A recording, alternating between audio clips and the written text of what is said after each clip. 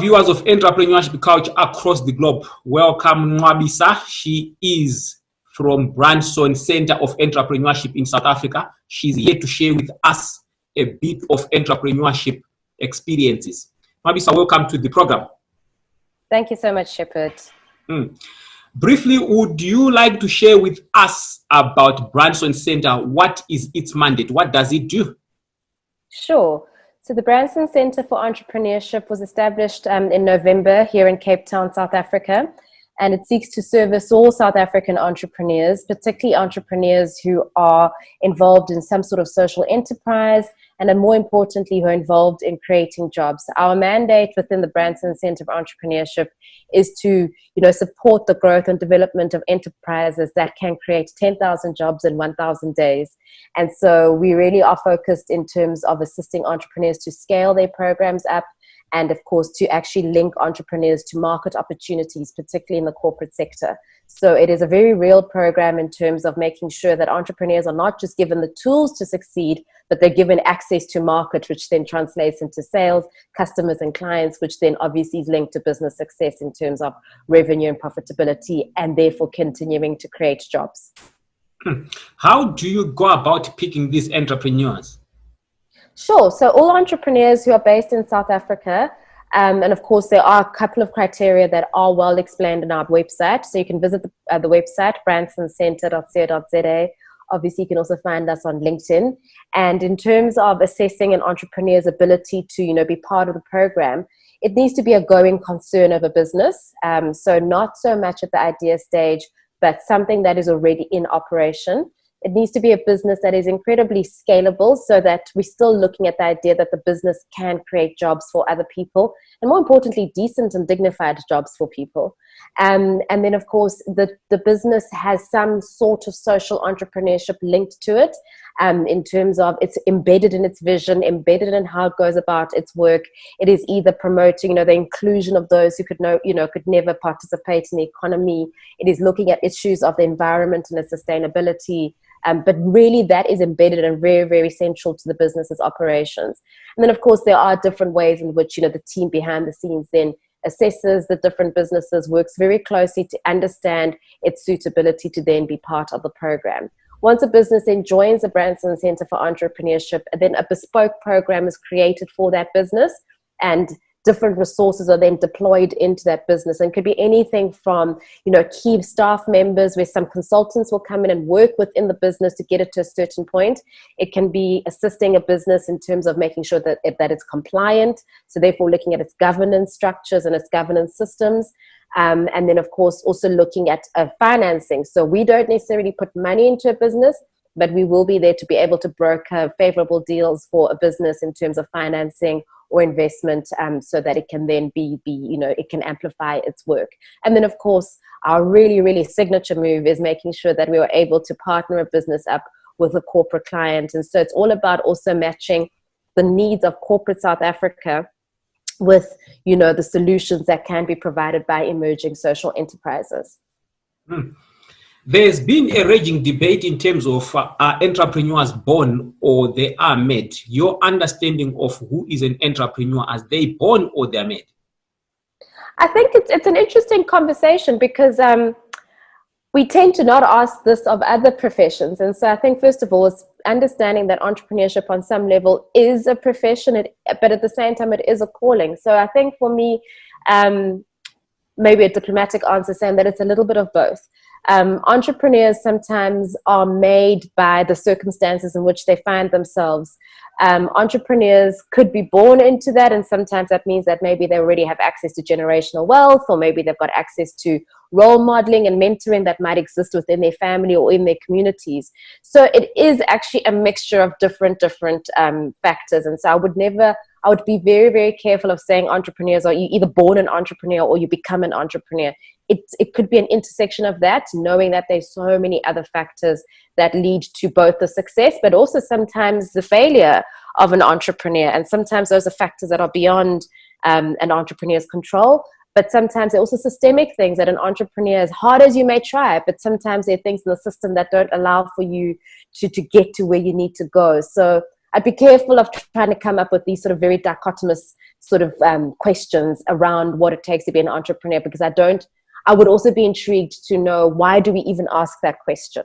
For me, the real question I should be asking, particularly as somebody who sits within the Branson Center of Entrepreneurship, but also having been an entrepreneur myself, is how can I help you be the best version of an entrepreneur that you want to be?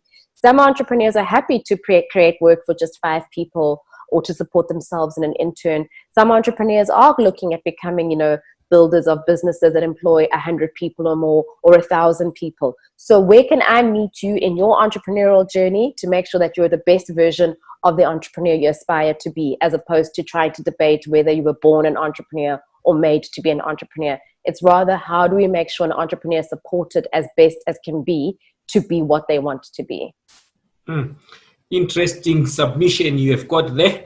Now, a lot of entrepreneurs that we've spoken to, they find challenges to do with seed capital and working capital. How does the Branson Center of Entrepreneurship address this? So as I mentioned before, we ourselves do not put money into businesses, but because of the networks that we operate in, knowing, of course, that the Branson Center is part of the Virgin family, for example, and it carries the name of a great icon by the name of Sir Richard Branson, we do have certain access to certain sort of communities and networks. And of course, actually, because we are true to what we deliver in terms of the support that we give to our entrepreneurs, you find that a lot of them then are able to access, funding and investment through the partnerships that we already have here in South Africa and other parts of the world. But I think for me, whenever this conversation comes up in terms of, particularly of working capital, how can an entrepreneur, access funding and what should they do? I think let's also remember that as much as funding is critical to an entrepreneur's ability to, take off their business, the minimum viable product is actually the thing you need to go for when you're starting your business. And the bare minimum that you need to be aiming for is, am I able to produce a good or provide a service that somebody else is willing to pay for? Because once you get that feedback, you understand that you actually have something that is, one, sellable, but it also means that your most important and probably your most consistent investor in your business will always be your customer and your client. So I think it's also important for us to remember that one of the ways to generate working capital is to continue selling, whether it's our products or our services, because that then also becomes then the stepping stone for then your bigger investor to come in and see that you've got something viable that's working. I say this because I think a lot of entrepreneurs think that the starting point to their business is first capital.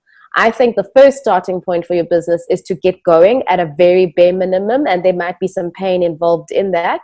And then the funding follows, because we've got evidence of a body of work, we've got traction, and you don't even need to be profitable at this point, but be a going concern. That's the first step. Now we've discussed about issues to do with funding. From your experience as the Branson Center of Entrepreneurship, what are some of the challenges that entrepreneurs face on a day-to-day basis? I mean, that's a difficult question. I think it's not a difficult question. It's a complex question. It all depends on what market are you in, what is your business, what is the sector, what is the industry, what is the lifespan of your business, where are you in your entrepreneurial journey.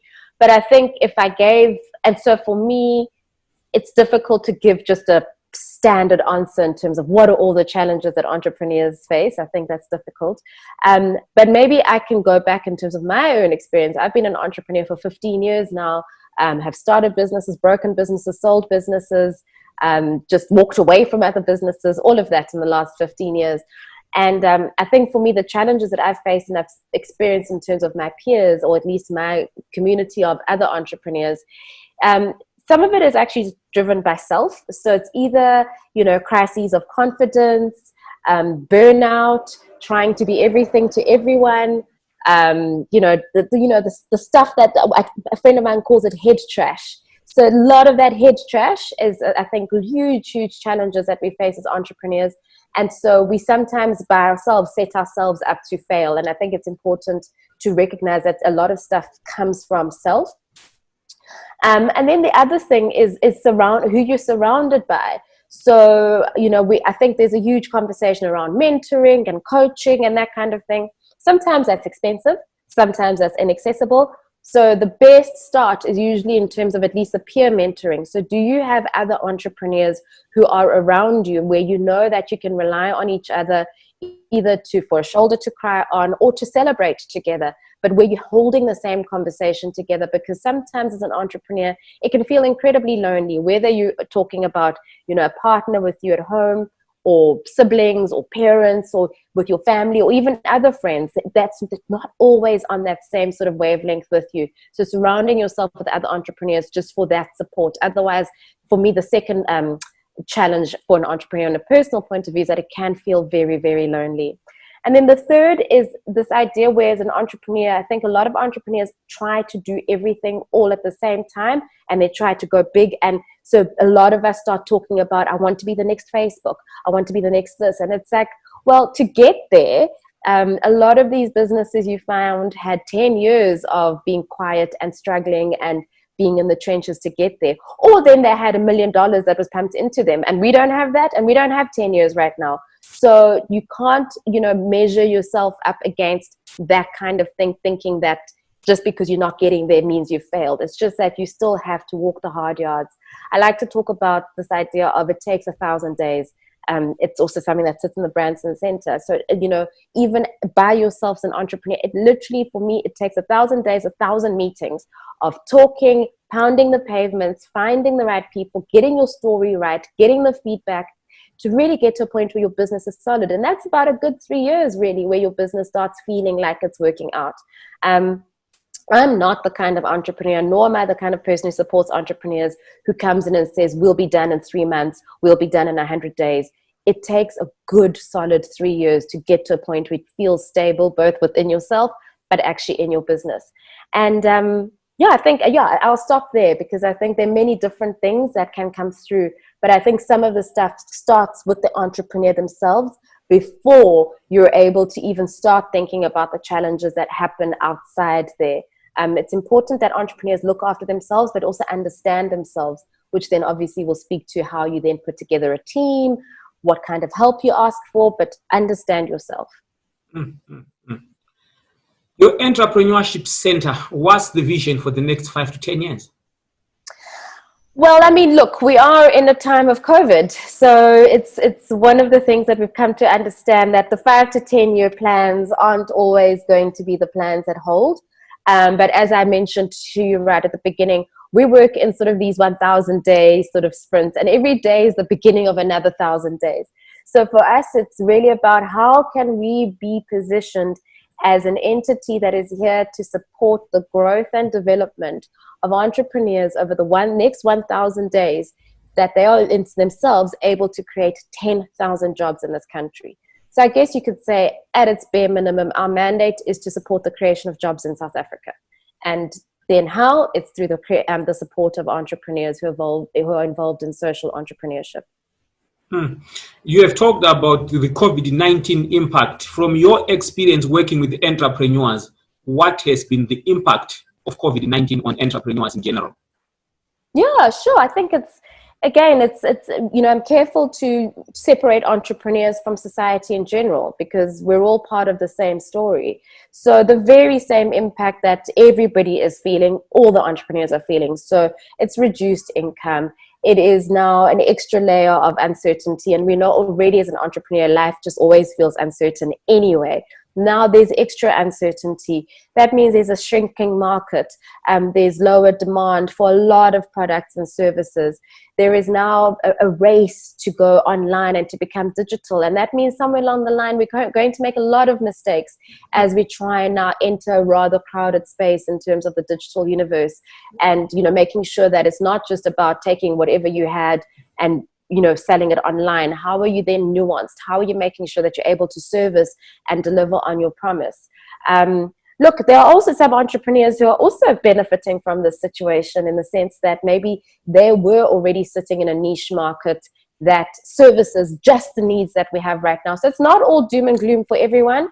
There are some entrepreneurs who are actually realizing that now is their time. Interesting enough, they're faced with a different problem, which is, how do you scale up quickly in a time of crisis when your customers and your clients maybe don't have as much patience, and now they're expecting things because they're in crisis, and they want you to now step up and deliver as quickly as they think you should. And so you've got entrepreneurs now having to fill that expectations gap between, you know, what they say they can do, what clients want from them, and what is possible. So it's those types of challenges, but I think these are challenges that are not unique to entrepreneurs.